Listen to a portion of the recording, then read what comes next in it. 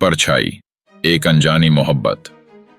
बारिश की बूंदें खिड़की पर हल्के संगीत की तरह गिर रही थीं। सिया ने अपने कमरे के अंधेरे कोने में बैठकर एक पुरानी किताब खोली। यह किताब उसे उसके दादाजी के कलेक्शन से मिली थी और इसके पन्नों में एक अजीब सी ठंडक थी। हर पन्ने पर लिखी इबारतें जैसे उसकी कहानी कह रही थीं। उसने जब किताब का आखिरी पन्ना पलटा तो एक तस्वीर गिर पड़ी। ये एक युवक की तस्वीर थी, बड़े गहरे नैन नक्श और आंखों में अजीब सा दर्द। तस्वीर के पीछे लिखा था आनंद 1947। सिया ने तस्वीर को देखा और अजीब सा खिंचाव महसूस किया, जैसे वो चेहरा उसे पुकार रहा हो। उसी रात जब वह सोने गई तो उसने महसूस किया कि कोई उसके कमरे में चल रहा है। उसने इधर उधर देखा लेकिन कमरे में कोई नहीं था, लेकिन खिड़की पर वही तस्वीर रखी थी जो उसने बिस्तर के पास छोड़ी थी।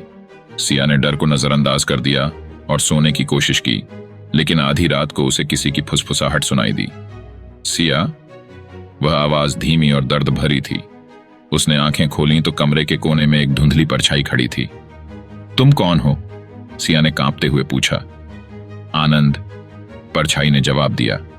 सिया को यकीन नहीं हुआ। तस्वीर का वही युवक अब उसकी आंखों के सामने था। आनंद ने उसे बताया कि वह इस दुनिया का नहीं है। उसकी मौत 1947 में एक हादसे में हुई थी, लेकिन उसकी आत्मा उस किताब में कैद हो गई। मैंने कभी सच्चा प्यार नहीं पाया, आनंद ने कहा, पर जब तुमने मुझे देखा तो मुझे लगा कि मैं आजाद हो सकता हूं अगर तुम मेरे साथ कुछ वक्त बिताओ। सिया डर और उत्सुकता के बीच उलझ गई। अगले कुछ दिनों तक वह आनंद की आत्मा से बातें करती रही। उसने महसूस किया कि आनंद सिर्फ एक परछाई नहीं, बल्कि एक ऐसा साथी था जो उसकी हर भावना को समझता था। धीरे धीरे सिया को आनंद से प्यार हो गया, लेकिन वह जानती थी कि यह प्यार कभी पूरी तरह से नहीं हो सकता। एक दिन आनंद ने कहा, सिया, मुझे जाने दो। तुम्हारा प्यार मुझे उस कैद से आजाद कर सकता है, लेकिन इसके लिए तुम्हें वह किताब जला देनी होगी। सिया के लिए यह फैसला मुश्किल था। अगर उसने किताब जला दी तो आनंद हमेशा के लिए चला जाएगा, लेकिन अगर वह ऐसा नहीं करती तो आनंद की आत्मा कभी शांति नहीं पा सकेगी। आखिरकार सिया ने किताब जला दी। जैसे ही आग की लपटें ऊंची हुईं, आनंद की परछाई उसकी आंखों के सामने गायब हो गई। लेकिन उसके जाने से पहले उसने कहा, सिया, तुम्हारा प्यार मुझे शांति और आजादी दे गया। मैं हमेशा तुम्हारे दिल में रहूंगा।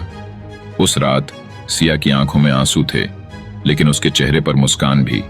उसने महसूस किया कि सच्चा प्यार कभी मरता नहीं। आनंद अब नहीं था, लेकिन उसकी यादें सिया के साथ हमेशा थीं। क्या यह प्यार की जीत थी या एक अंतहीन दर्द?